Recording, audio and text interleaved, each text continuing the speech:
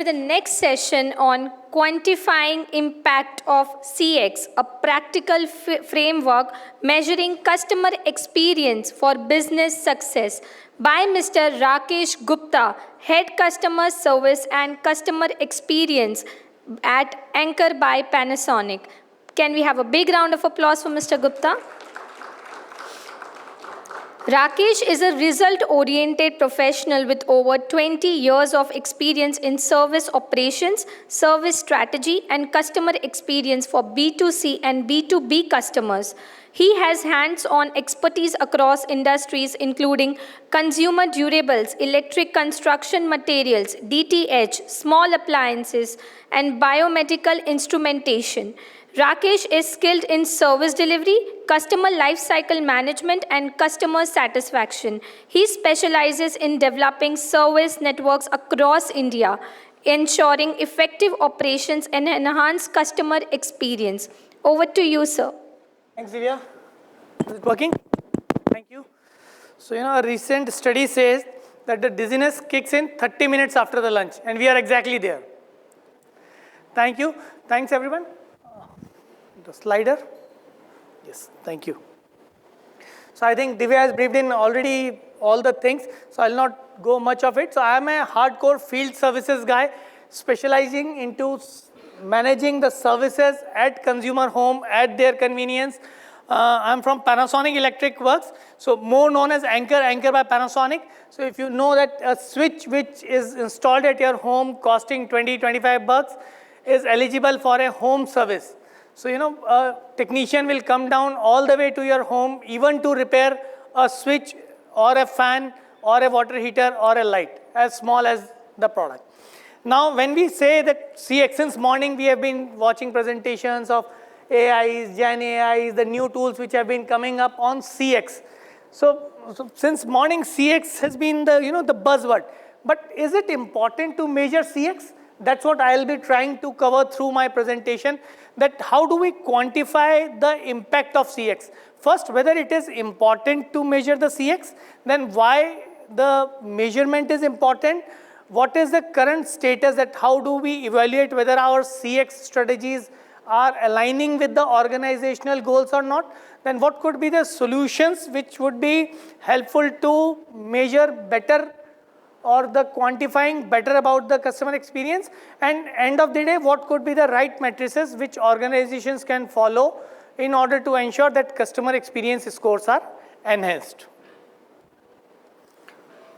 So these are some of the points which we'll be covering: define, status, solution, and CX matrices. This is something, better service for the consumer is for the good, and that's the true purpose of an organization. That has been said by our founder at Panasonic, Konosuke Matsushita-san. So we live by this philosophy that true purpose of an enterprise is after sales, not before sales, to have a consumer lifetime experience. Now, measuring CX previously was, an option which organization can do, but now it is a necessity. Why it has become necessity? That whether the CX strategy we have implemented is aligning with the overall departmental goal, overall function goal, and whether it is aligning to the organizational KPIs or not. CX बहुत अच्छा कर लेंगे, सब कुछ कर लेंगे, अपन यहाँ पे board room meeting में बैठ के खुश हो लेंगे, all is well, all is well. But whether it is aligning to what we are willing to go, whether we are ready to where we want to be with our CX goals. For this purpose, we have to map customer journeys, identify the touch points where the customer experience can be enhanced most. Then evaluate the CLVs, right set and combination of CX matrices which can be followed. And most importantly, the new terminology, the customer effort score, that how easy it is. So I'll be covering these in my further slides, that what could be the better CS matrices. Now, how do we quantify it? First of all, what is quantifying CX? We have been listening to this all across the meetings, the board meetings, the investment meetings. Now, measuring customer experience is transitioned from optional, as I mentioned, to a necessity for corrective landscape, that what could we correct as an organization. Measurement, why measurement matters? That there is a certain business KPIs which we set for our organization, the management sets for our organization, and we being the customer service leaders or the customer experience leaders have to define our strategy aligning with those goals. What does it will result into if we do all these activities of measurement of CX, quantifying them? It will result to increasing the customer loyalty, repeat orders, and end of the day for which all the organizations is working the higher profits. I'll not go through all these jargons, but yes, effective CX touchpoint, managing the customer journey with mapping the touchpoint where a consumer is getting touch with the organization and how we can enhance the experience. So first part, as we know, there are 5 pillars of mapping the customer journey. Awareness. Awareness is where the consumer comes to know about a product of your organization through the social media or the marketing efforts or the recommendations or promoters sort of thing. Then consideration, it is when the consumer starts considering your company for buying that particular product. Purchase, the customer made the transition and he becomes on board, the purchase decision is made. The most important touch points where we need to enhance the customer experience comes when it comes to the support. What is the level of support you give? Consumer, for example, would have bought a beautiful TV with all those features, the calendar TV, 4X, 4K video. But if an installation engineer doesn't visit on time, or during the installation, if he keeps, after leaving, he keeps the customer home untidy, that leads to a bad experience. So it is very important to make sure that during the support, during the installation, post-purchase, the experience delivered is optimum. Then loyalty, if we do the first 4 things right, it results to the customer loyalty, he'll become a promoter to us, he'll keep on coming back to the company and thereby advocating the brand. Now, how would you measure whether the CX is resulting into better? So this CLV is a topic. Recently, I had a training which was spanning for 2 days for this CLV. And Divya has allocated me 8 minutes left for explaining this entire presentation. So CLV, customer lifetime value, is something which we measure total value a consumer brings during his lifetime. It could be the margins which organization could have earned during the purchase. It could be post-purchase annual maintenance contracts, renewals, or for telecom companies, it could be ARPUs. And then potential for future businesses, whether consumer who has bought one product is going to buy another product of your company or would be referring it to their relatives. So this is somewhat which is visible. So it's an iceberg model. So the visible customer lifetime value is this much only. But if you see how it can enable the business to prioritize our efforts for high value customers, high ARPU customers, we can get better retention from those existing customers. Then when we are able to measure the customer experience, that what makes him happy or at what touch point the NPS was highest from an individual consumer, what we can do, we can increase our CLV through targeted marketing, personalized experience, and customer retention initiatives. So we have to retain the existing customers because acquisition cost is already high. Now acquisition plus retention, if you are able to acquire and retain a consumer for the longer period of time, monetization may not be the right word, but yes, that's what we are supposed to do, make money for the organization by enriching the customer lives. The profits is what it, end of the day, boils down to. I'll not take this slide in interest of time. Now, what are the few matrices which we need to measure while we speak about customer experience? CSAT, all have been, at customer experience centers, BPOs, call centers, we have been doing outbound callings, we are sending SMS, we have been sending WhatsApps, we have been sending Google surveys, all those, there are organizations which help us in doing surveys. So CSAT is something which we know, which we measure for a particular experience or a transaction. It may be measured mostly after a transaction, a purchase transaction or a service transaction or a renewal transaction, that whether the customer is satisfied with the services or the product is, where we need to identify the area of improvement. Now NPS, the buzzword, since I started off my career 24 years back, NPS was there, still it is relevant, and I am sure it will remain relevant if organizations want to encash or capitalize on their satisfied customers. Now again, NPS being, all of us are aware, 0 to 10, 9 and 10 being the promoters. So major focus has to be reduce the detractors. Promoters cannot be increased abruptly. But what our goals has to align is to make sure that there are no detractors for the customer services team. Now, customer effort score. Recently, my I'll not name the organization, but my DTH broke down. It took me 23 minutes to reach to the customer support executive through all those complicated IVRs, through all those complicated bots, through all those self-support features. I was not being a tech guy, being into the customer service industry, it took me more than 20 minutes, 23 minutes to reach the customer support executive. Forget about a C or D class consumer who want to speak to a consumer. So how much effort a consumer has taken to reach to you, that is more important, customer effort score. Now first time fix, post COVID, everybody wants that technician आए, मेरा problem resolve करे और चला जाए. They don't want multiple visits के पहले आ रहा है, एक देख के जा रहा है, फिर वो अपने सीनियर को ला रहा है. So all those things, first response and resolution time is very important, that whether we are able to resolve the consumer service request over the phone itself, that will lead to higher satisfaction scores. It will impact your CX like anything.